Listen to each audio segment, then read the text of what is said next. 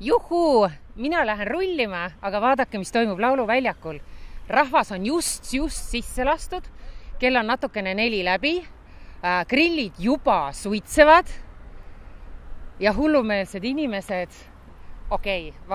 fännid on valmis Robbie Williamsi kontserdiks, aga mina lähen saan ühe adrenaliinilaksu veel ja siis tulen tagasi umbes nii tunnika 1:30 pärast ja vaatame, mis toimub siis siin peaväravates.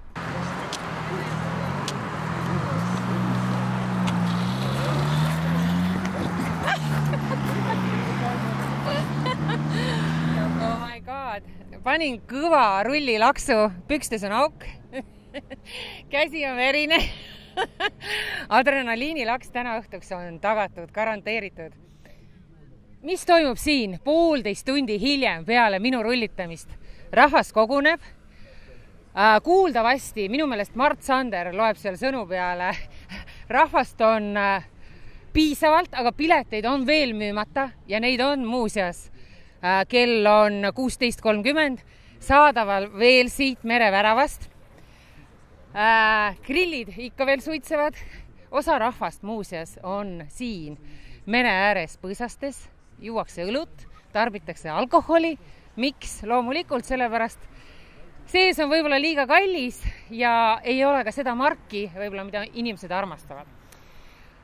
Miks inimesed tulevad nii vara Robbie Williamsi kontserdile? 3000 esimest külastajat saavad nii nimetatud fännitsooni, kuigi öeldi, et fännitsooni ei ole. Ikkagi see on olemas. Ma arvan, et veel jõuab, kes ei ole kodunt tulema saanud ja kes soovib pääseda fännitsooni. Veel jõuab ja kui tulete õigel ajal, minge Oruväravast, sest Oruväravast lähevad kõik staarid muuseas kohalikud. Ja te saate veel fännitsooni. Aga mul on aega küll, mul on igasugused käepaelad ja muud vajalikud asjad juba olemas. Mina lähen koju, duši alla, teen meigi, kammin, vahetan riided ja tulen ka Robbie Williamsi kontserdile täpselt õigeks ajaks, ehk siis kella 9, kui hakkab otse ülekanne Eesti Vabariigist. Mõnusat iseseisvuspäeva kõigile!